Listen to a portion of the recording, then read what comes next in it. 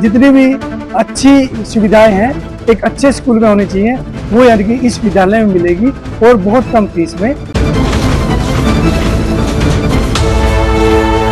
अगर जनता मुझे चुनती है तो समस्याएं हम धीरे धीरे जो आने वाले 3-4 महीनों में उनको ये महसूस करा देंगे कि ये आपकी समस्याओं का समाधान हो रहा है।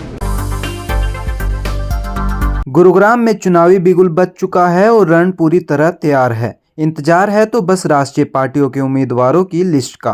पार्टी के सभी बड़े नेता भी अपने खास लोगों को टिकट दिलाने की जुग्गत में लगे हैं, तो वहीं चुनावी रण में निर्दलीय उम्मीदवार भी पीछे नहीं है और लगातार लोगों के बीच पहुंच रहे हैं। मानेसर नगर निगम से विजय सिंह नंबरदार, जो कि एक चर्चित चेहरा है, ने मंगलवार को चुनावी बिगुल फूंक दिया। हजारों की संख्या में पहुंचे लोगों ने विजय सिंह के हाथ मजबूत कर उन्हें चुनाव लड़ने के लिए प्रोत्साहन देने का काम किया। इसी मौके पर royal public senior secondary school की नई बिल्डिंग का उद्घाटन भी किया गया। विजय सिंह नंबरदार की माने तो उनका लक्ष्य कम दामों में बेहतर शिक्षा उपलब्ध करवाने का है, तो इस बिल्डिंग का निर्माण इसी उद्देश्य से किया गया है कि ज़्यादा से ज़्यादा बच्चे यहां से शिक्षा लेकर देश की उन्नति में अपना सहयोग दें। स्कूल के उद्घाटन समारोह में जाने माने हरियाणवी सिंगर मासूम शर्मा, विजय वर्मा और नीतू वर्मा जैसे कलाकारों ने शिरकत की और कार्यक्रम में मौजूद लोगों को अपनी परफॉर्मेंस से झूमने पर मजबूर कर दिया। तो वहीं विजय सिंह नंबरदार ने मीडिया से रूबरू होते हुए कहा कि वह मेयर का इलेक्शन लड़ने के लिए पूरी तरह तैयार है और पिछले 30 सालों से जनता की सेवा करते आए हैं। ऐसे में अगर जनता उन्हें चुनती है तो उन्हें 4 महीने में ही एहसास हो जाएगा कि आखिर विकास किसको कहते हैं। ये ओपनिंग आज की, लेकिन जो एक्सपीरियंस है ये हमारा पिछले 30 साल का एजुकेशन का एक्सपीरियंस है।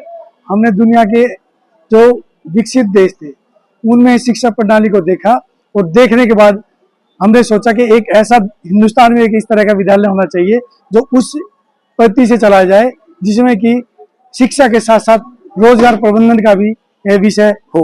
और ये हमने इस तरह का विद्यालय बनाया है जिसमें NEP के जो न्यू एजुकेशन पॉलिसी है उसके द्वारा शिक्षा दी जाएगी और इसमें सारी फैसिलिटी जितनी भी अच्छी सुविधाएं हैं एक अच्छे स्कूल में होनी चाहिए, वो यानी कि इस विद्यालय में मिलेगी और बहुत कम फीस में, ताकि आम जो नागरिक है वो अपने बच्चों को पढ़ा सके। सर, इस आयोजन में कहाँ से लोग पहुंचे हैं, कौन कौन मुख्य अतिथि पहुंचेंगे, इसके बारे में बताइए। ये एक बहुत बड़ा आयोजन है। इसमें मुख्य अतिथि राव नरवीर सिंह की जो कैबिनेट मिनिस्टर हैं वो है, उनके अलावा 2 विधायक बहन बिमला चौधरी जी और जो है भाई मुकेश शर्मा जी जो विधायक गुरुग्राम है, और इनके अलावा प्रताप यादव जी जो संघ संचालक जो प्रांत संघ संचालक हैं हरियाणा के, वो अध्यक्ष हैं।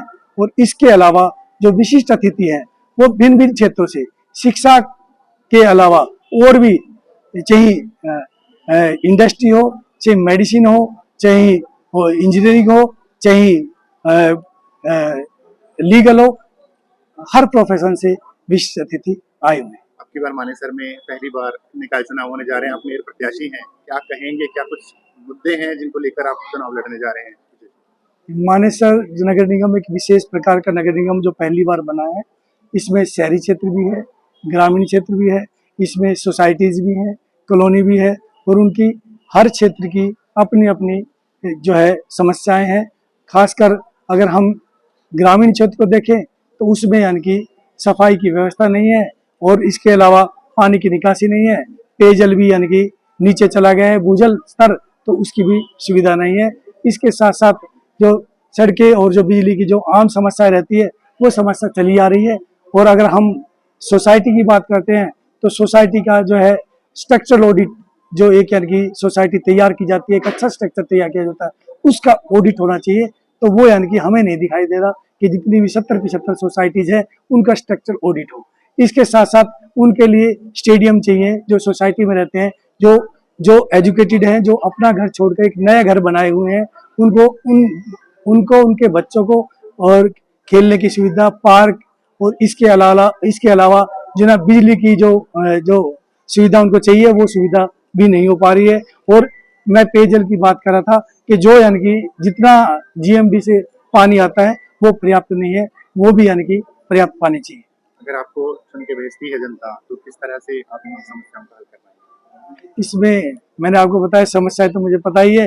तो जैसे अगर जनता मुझे चुनती है तो समस्याएं हम धीरे धीरे जो आने वाले 3-4 महीनों में उनको ये महसूस करा देंगे कि ये आपकी समस्याओं का समाधान हो रहा है। गुरुग्राम और मानेसर में जोर पकड़ते निकाय चुनावों में अब उम्मीदवारी भी सामने आने लगी है। ज़्यादातर उम्मीदवार राष्ट्रीय पार्टी के टिकट के लिए इंतजार में हैं, तो वहीं अब निर्दलीय उम्मीदवार भी अब किस्मत आजमाते नजर आ रहे हैं।